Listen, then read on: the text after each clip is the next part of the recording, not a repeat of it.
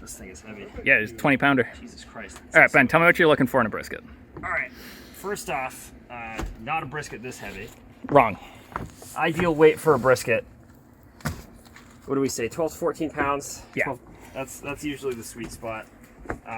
So when I shop for a brisket, a few things I look for.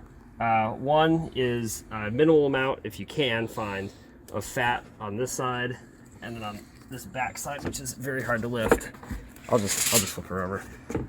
Minimal amount of fat. This is not a good example. This brisket is kind of loaded with fat, but it'll be good as an example so you can see how much you lose when you trim it down. The other thing you want to look for is on this thin end, which is called the flap. I usually try to get at least 3/4 of an inch. If you can get a full inch of meat on this end, that's ideal. You can see this side looks like it has a lot. My guess is there's quite a bit of fat there we're gonna have to trim off. And here you can kind of see there's a proportion of fat to meat, pretty low. Probably gonna have to trim a lot of this off. But the thicker you get this side, the better the brisket will generally turn out. Before I forget, yeah, the last thing you want to look for is just marbling, and that's just this fat that you can sort of see running with the muscle on the meaty side.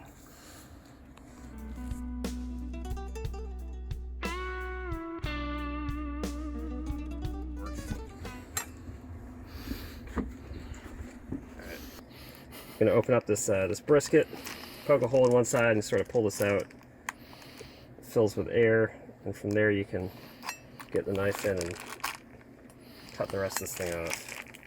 Try to cut it from the top so you don't just spill blood all over the place, all over your kitchen. We're outdoors, but I still would prefer not to have this all over my picnic table. All right. So as I mentioned before, this is kind of heavy brisket. If you get a 12 to 14 pounder, it's a lot easier to do this transfer out of the plastic. But since I'm trying to do this, I usually try to do one hand clean, one hand with a glove. So I just grab one end, sort of use the knife to slide this thing out, but we'll see how this works. There we go. Once you get it started, it usually comes pretty easy.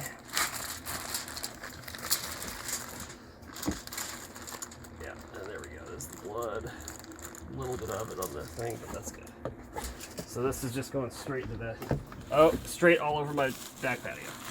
Straight into the bag. All right. Now we're gonna start trimming. So the goal here, we get a couple of goals. One is you get this meat, some meat that's kind of dangling off. This looks like it's pretty good.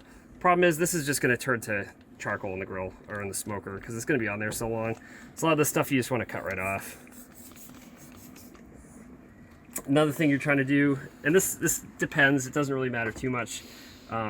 This kind of fat that's like right against the meat side of the brisket, you can cut this off if you're an overachiever. My opinion, it doesn't really matter that much. If you're doing a competition, probably want to be a little more discerning. But I'm not going to spend too much time on this stuff. So this chunk here needs to come out. I usually cut this whole thing all the way out.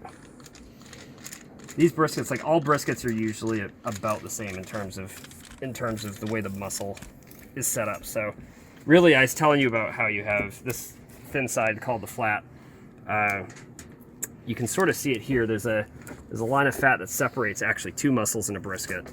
So the flat is here, and the point kind of sits on top of it.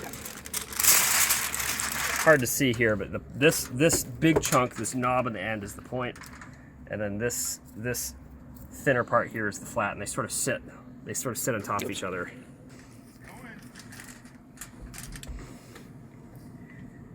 All right, so I just carved this guy out because this fat, you can feel it. When you feel the fat when you're cutting this thing out, this is like pretty tough. You can see it's not very pliable. This stuff never is going to render down and get juicy and delicious. It's just going to be hard and disgusting. Big fat part on top. This is a 20-pound brisket. This is way bigger than I usually like to do. So all this fat in here, I like to trim a lot of this out usually because this stuff is just going to be this giant, disgusting, thick, hard, chewy mess that doesn't taste very good. From your Dollar Tree videos. So I'm gonna flip this thing. I'm gonna flip this thing over, and we're gonna do this side. So this side you can see is pretty much all fat. Like this entire top is fat. this is how briskets come. The goal for most smokers is you want to try to trim this down, so you're kind of shaving it down until you get down to a 1/4 inch of fat. You're shaving the meat down. A bit of it is kind of a guessing game because you can't really tell exactly how far down you can cut until you hit meat. You don't want any bald spots if you can help it. So this is a process where you'll do it a few times. You'll get some bald spots. I'll probably get some bald spots here. Every brisket's different, but this part is pretty critical. Really? Sometimes when I'm doing this, I like to cut like this and just see how much more fat I got in there, and you can see that it's about a 1/4 inch. That's actually pretty good. So I'll shave this to be even with the rest of it. So one thing you'll notice when you're cutting the brisket is the fat on the top usually, now this side is a little hard, but on this side, this is like nice, soft, kind of gelatinous fat. This stuff renders down pretty well. This stuff, when it comes out, this will taste like candy, and it'll just have a really great consistency and a good taste. So that's why we try to keep a 1/4 inch of this on top, because it adds flavor to the flat, which is the leaner part of the brisket. So I can see mine. Well, it risks drying it out if you over trim that part, right? That is also true. Yeah. Grill cover. All right. At least 4 or 5. I'm gonna try to get more out of this chunk here. So this is not something that a lot of people usually do. They probably would tell you not to do this, but problem is this side of the brisket's pretty thin. This side right now is still super thick. So the more of this you can cut out, you can kind of flatten this side down and it cooks a little more evenly. This is just something that I do. Yeah. I just make them slit, right? Just recording. Yeah, so you can see this is all fat. That's just a giant chunk of fat. There's not a single ounce of meat in there. So you might need to cut all that out. That's what I do. A lot of people don't. It's probably You're the only one that does, right? Keeps it moist. But I agree with Ben. You should take it off. Yeah, I don't think- I do I the don't- same thing. I don't think this fat keeps it very moist because it's so hard usually. Yeah. I don't know if they Yeah. see the target, the black target. big chunk of fat. In the middle of the lawn and they want to hit it. I don't know. Yeah, there's even more we can get out of here too. Brisket. I try to. good. Yeah, that is quite a bit flatter than it was when we opened this guy up. So hopefully it'll cook more evenly. We'll see. This corner I'm going to trim off because, as you can see, it's basically just fat. It's really thin. It's not going to cook. This guy's coming off. Were you going to say I mean, something? the other thing is you'll probably. I feel like no, I guess you still got a decent amount of fat there. Yeah, so like I said, this is 20-pound brisket, but as you can see, there's a lot of fat left on the top of that thing. So I probably could have gone even more aggressive on the fat side. Probably gonna go. Generally, yeah, you don't really have to be this anal about cutting it. I just You Yeah, like you can see well there. cooked meats. I like trimming the meat.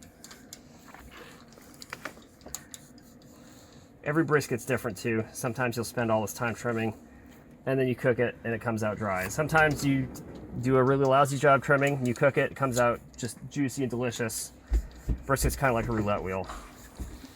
You don't know what you're gonna get until you taste it, and the guests will always love it. The guests will always tell you it's delicious meat. But after you've done this a while, you'll know when a brisket's good and when it's a little dry.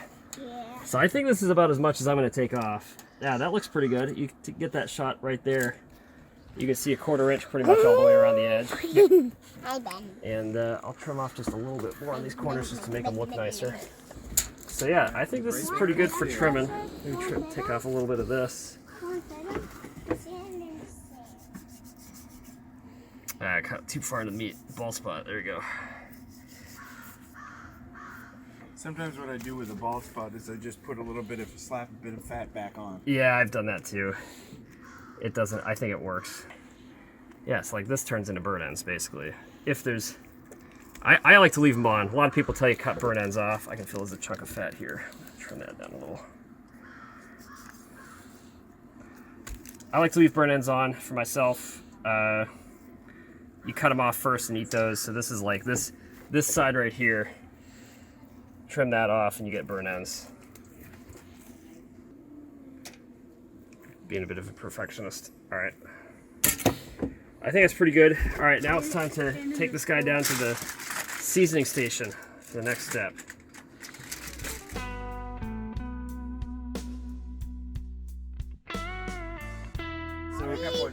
So we're making the rub now. Dry rub for this. There's already a little bit in the bottom here, but you can see basically rub for brisket. 50% salt, 50% pepper, and you want to do coarse kosher salt and coarse ground pepper. So I get that. This will hopefully, that may not be enough for the whole brisket. I might have to make a little bit more, but pour this in. See how it looks. If you're looking, 16 mesh ground black pepper Yeah, is it's a sweet the spot. typical go-to. So that's about 50-50. That's probably fine. Give this a shake. Because he scratches himself. So yeah, there we go. That's a pretty good mix. Yep. 50-50 salt and pepper. Corrupt.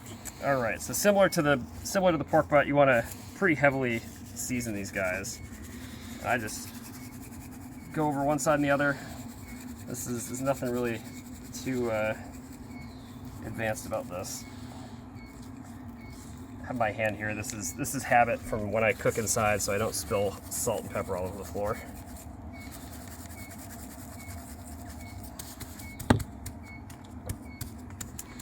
I'll probably put on a little more than this too. But yeah, you can really just cake these things with salt and pepper. The more you put on, I mean, there obviously is an upper limit. Maybe, I don't know. Some Hard to overseason. Some barbecue places literally will just take a brisket and just slap it into a mountain of salt and pepper and just roll the thing around. All right. If there's an upper limit, I've never found it. Yeah, likewise. Yeah. So you try to get all the edges here. I'm gonna flip this thing around so I can get this edge. Ribs I've done over-seasoned before. Ribs you can over-season because there's not as much meat on them.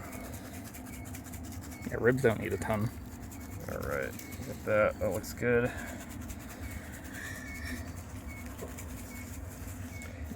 Do the back side.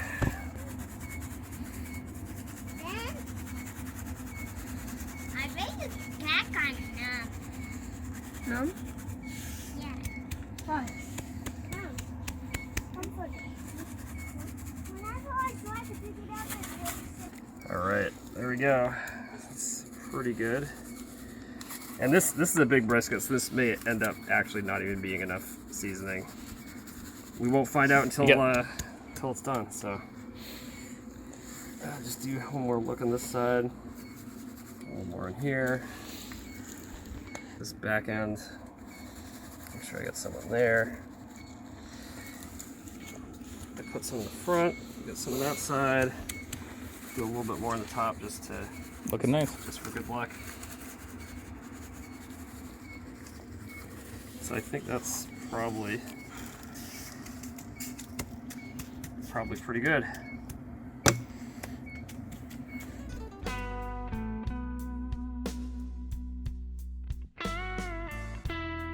All right, so yeah, before we move over and start going over the cook stuff, I really wanted to quickly touch on the charcoal, the fuel that you want to use for that particular smoker. So the first thing you're going to want is to make sure that you have Kingsford Original. You can use the competition. The thing you don't want to use is charcoal briquettes that have the lighter fluid in them. It's not very good for meat. So yeah, Kingsford Original. And then for wood, I got hickory chunks here. So these are just chunks of hickory wood. You put these in after the smoker comes up to temp. If you're looking at other kinds of wood, hickory is good, oak's good, apple, cherry, all good. I do not recommend, once again, using mesquite for brisket. Mesquite's going to impart way too much smoke flavor in too short of a time. Save that for ribs or burgers or something else. Oh yeah. All right, so for brisket, Professional. I usually like to fill the water pan, boil a pot of water. It doesn't have to be too much. And you just pour that guy in there, fill this up. Water doesn't have to last the whole time. I like to have the water in there until, basically until you wrap the brisket. So it only needs to last, I don't know, 4 hours, 5 hours maybe. Even that, it's not that big a deal. All the water does is just keeps the temperature down and keeps moisture content in the chamber up. Some people don't do it, but I find for brisket especially, it has helped me in the past. At least I feel like it has. So, All right. all right. So now we're gonna transfer the brisket over to the cooker. We actually got 3 here going today, but we're gonna start by putting the one on the bottom This is rack. ice, right? Yep. And this is easier said than done. I gotta kind of feed it down in there. Make sure it's not touching the edges.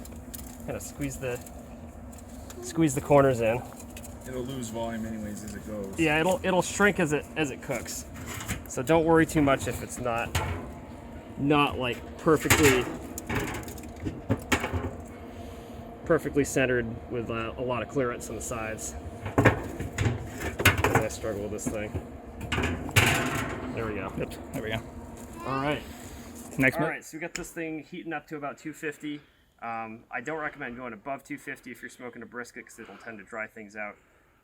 If you go below 250, that's fine. I know some people cook at 225.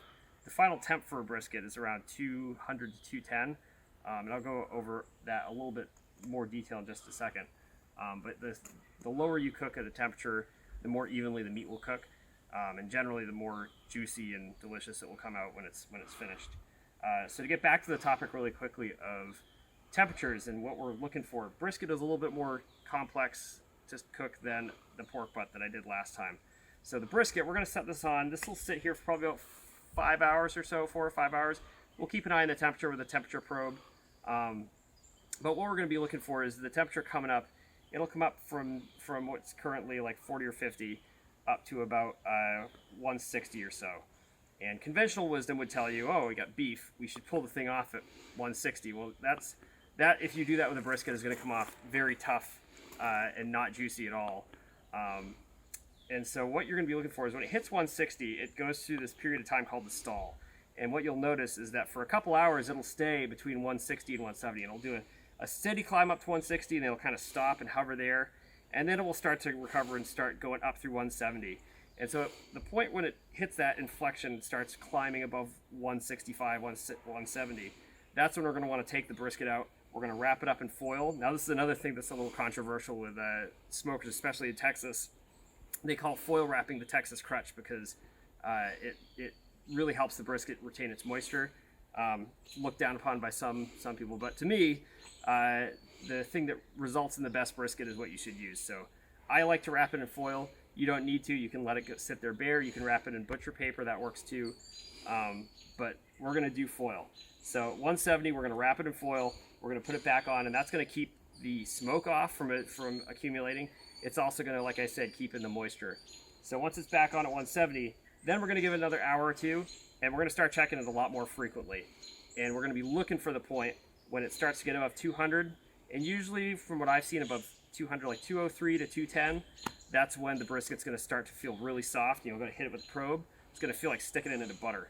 And you'll go pick it up, and it's really pliable. That's the point. It's a very short window usually like half an hour or so, where you can pull the brisket off, and it's going to be absolutely perfect. If you leave it on a little too long, it might come off and be a little dry. If you take it off too early, it's going to be tough. So this is why I say brisket is a pretty touchy meat to cook and get perfect. Guests will love it anyways, but if you want it absolutely perfect, you got to hit that window. All right, so we're here in the late afternoon. We're gonna go ahead and check. I think this thing is probably about ready to go onto the foil. Yeah, we're looking good. All right, so I'm gonna get some foil laid out here. We're at about 170. Put this stuff aside. So this once again is what is called the Texas crust. Somewhat derogatorily because it results in better brisket more frequently, and the real Texas barbecue smokers say if you're worth your metal, you shouldn't have to use foil to make a good brisket. But like I said, whatever gets the good brisket is what I'm going to use. So all right, I'm going to go ahead and get this top off and transfer this brisket over. Get this guy wrapped up. And so this will keep the rest of the smoke off it. You want to get this wrapped kind of tight. I actually probably don't need these gloves. It is pretty hot, but you just kind of touch it with the tips of your fingers and you're usually all right. Get this guy in here. He's already looking pretty good. You can see the brisket loses a lot of its volume after it loses the moisture. Ooh. All right. So I usually double wrap this to make sure that the moisture or the any juice or whatever that's going to come out of it stays in here. And I get it good and tight. Yeah, now it's so tight I can pretty much just pick it up. So what I'm going to do is flip this guy back over and transfer it back on here. And we're going to give it another probably a couple of hours and we'll come and check it.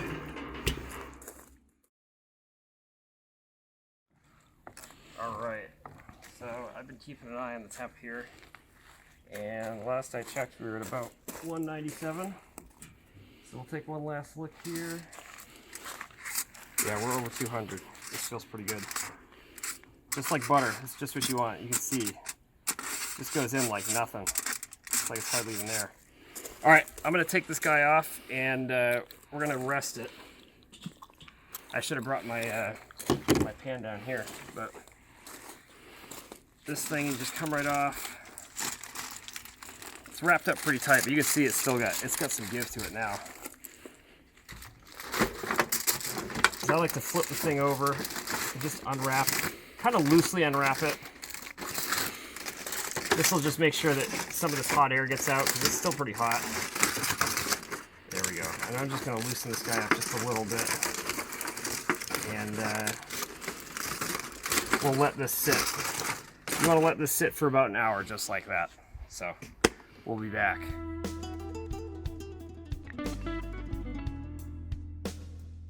All right, so yeah, this is it's been about an hour, so we're going to transfer this. We just have a cutting board here. You can see this thing, lots of bend to it. It's like very soft now. So what I'm going to do is just lay this guy out. When you're cutting a brisket, you'll remember earlier I talked about how there was two muscles. There's the point and the flat. So it's kind of hard to see because this thing is kind of shrunk up to be about the same size, which is actually good. It means it probably cooked pretty evenly. But the point is on this side, the flat's on this side. So the flat, you cut this way, and you usually cut about 1/4 inch strips. So I'm gonna start cutting this thing. Let's see what we got here. Oh yeah. You zoom right into that. That's a pretty nice looking cut of meat there. So I'm just gonna do a couple 1/4 inch strips to show you what you want in terms of size. This guy's a little bit drier than I like. Actually, that's pretty perfect right there. I don't know if you can get much better than that. If you ever go to a barbecue place and you see them cut thinner than a 1/4 inch, probably means that they overcooked their meat or it's too dry and they know it. But the perfect cut of meat should be able to just pull apart with just the slightest pressure. So I'd say this one actually came out pretty well. I'm afraid we have another slice. This is delicious.